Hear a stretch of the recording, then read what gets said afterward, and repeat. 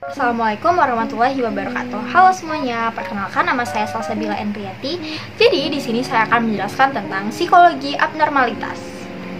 Yang pertama ada pengertian psikologi abnormal.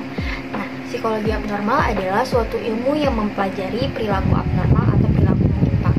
Sedangkan pengertian dari perilaku abnormal yaitu kondisi yang menjelaskan perilaku, pikiran, dan perasaan yang mengalami gangguan atau disebut disorder atau terjangkit penyakit yang disebut disease. Selanjutnya, sejarah dari psikologi abnormal. Seseorang bernama Melampus pernah memperkenalkan praktik penyembuhan gangguan mental dari obat herbal. Ia menggunakan berbagai tanaman dan ekstra akar-akaran untuk mengatasi melankolia, serta bubuk zat besi untuk mengatasi impotensi traumatik. Praktik tersebut berkembang di tempat yang bernama Pylos, di mana orang-orangnya meminta kesembuhan terhadap dewa Asclepius. Hippocrates pada zamannya juga banyak menaruh perhatian pada masalah ini. Ia menemukan bahwa otak manusia adalah pusat kesadaran intelektual dan emosi. Hippocrates lebih mempercayai sesuatu yang alamiah ketimbang supranatural. Karena itu, ia menyimpulkan bahwa pola hidup manusia akan memberikan pengaruh kepada kesehatan otak dan tubuh. Selain Hippocrates, ada tokoh lain yang bernama Asclepiades dan Galen pada tahun 130 sampai 200 sebelum Masehi. Berasal dari Romawi, mereka mendukung treatment yang lebih memanusiakan dengan adanya perawatan yang dilakukan di rumah sakit bagi para penyintas gangguan mental. Galen berhasil menemukan jawaban tentang cara kerja perilaku manusia dan kaitannya dengan tubuh. Pandangan Galen menjadi dasar pemikiran dalam mengembangkan penelitian tentang psikologi abnormal. Setelah Galen meninggal, aspek pengobatan dari Yunani sempat digunakan oleh masyarakat Arab, tepatnya di daerah Baghdad. Saat itu, pasien mendapat perawatan yang sangat manusiawi di rumah sakit. Bahkan pada saat itu ada seorang tokoh bernama Avicenna sekitar tahun 980-an yang mengkaji lebih jauh tentang depresi. Ia mengatakan bahwa depresi adalah hasil dari ketidakseimbangan kimia di dalam tubuh yang disebabkan oleh stres emosional. Ia percaya musik dapat dijadikan sebagai terapi, dan hal ini menyebar hingga 300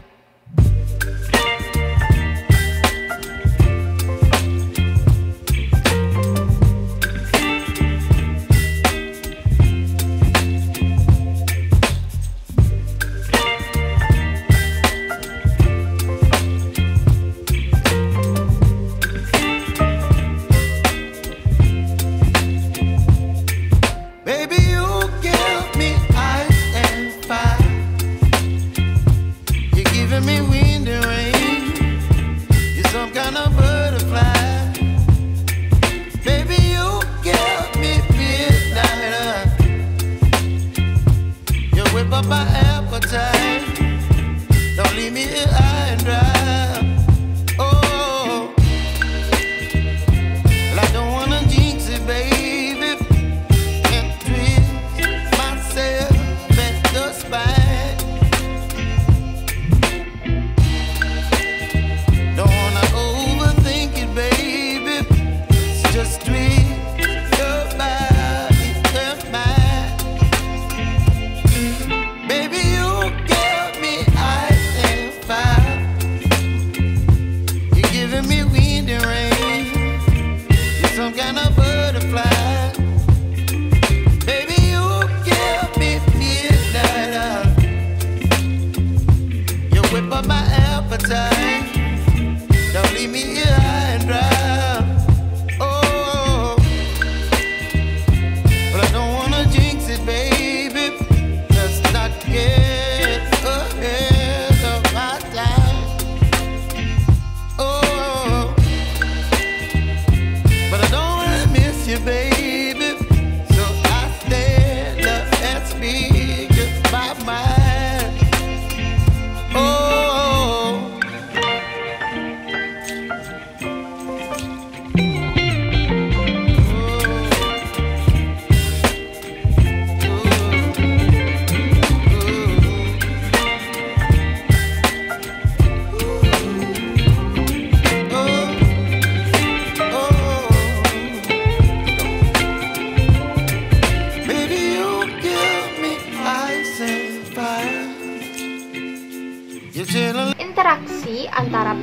peristiwa dan predisposisi. Peristiwa ini dapat mengenai pengalaman kehidupan yang penuh dengan stres.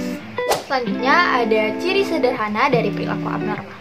Yang pertama ada unusual, yang kedua ada violate social norms, yang ketiga ada is maladaptive, dan yang keempat ada demonstrate a faulty perception of reality. Yang pertama unusual, yaitu perilaku, pikiran, dan perasaan tidak seperti pada orang-orang seusianya, sehingga ia mengalami disorder atau gangguan. Yang kedua, violate social norms, di mana seseorang mengganggu dan tidak mau mengikuti sebuah aturan yang ada di wilayahnya. Yang ketiga, maladaptive, di mana individu tidak dapat menyesuaikan diri pada lingkungannya, sehingga ia memiliki tekanan. Dan yang keempat, ada demonstrate a faulty perception of reality, di mana seseorang menyalahkan realita. Orang ini cenderung tidak mencari jalan keluar atas permasalahan yang dimilikinya, sehingga ia selalu menyalahkan realita yang ada. Nah, jadi apakah faktor penyebabnya? Yang pertama ada faktor genetik. Faktor genetik ini cenderung biasanya diturunkan dari orang tua. Yang kedua, peran sistem syaraf. Contohnya, orang yang impulsif mungkin memiliki aktivitas serotonin yang rendah. Perlu kita ketahui bahwa serotonin itu berfungsi untuk mengatur perilaku, mood, dan proses berpikir kita. Yang ketiga, ada proses perilaku kita. Yang keempat, ada pengaruh emosional, yang dimana kita harus bisa mengendalikan emosi kita. Yang kelima, pengaruh sosial dan interpersonal, yang dimana kita harus pandai memilah-milih lingkungan yang baik untuk kita. Dan yang terakhir, faktor perkembangan. Selanjutnya, ada contoh dari psikologi abnormal. Nah, yang pertama ada gangguan kecemasan menyeluruh atau generalized anxiety disorder, yang dimana individu mengalami kecemasan yang berlebihan walaupun tentang hal-hal kecil. Yang kedua ada obsessive compulsive disorder atau yang kita kenal biasa dengan OCD, yang dimana seseorang memiliki obsesi, yaitu pikiran yang berulang dan menetap, impuls-impuls atau dorongan yang menyebabkan adanya kecemasan. Yang ketiga ada bipolar. Bipolar adalah salah satu gangguan suasana perasaan atau mood yang ditandai dengan episode berulang, yang mana suasana perasaan seseorang berubah dengan ekstrim. Selanjutnya ada skizofrenia.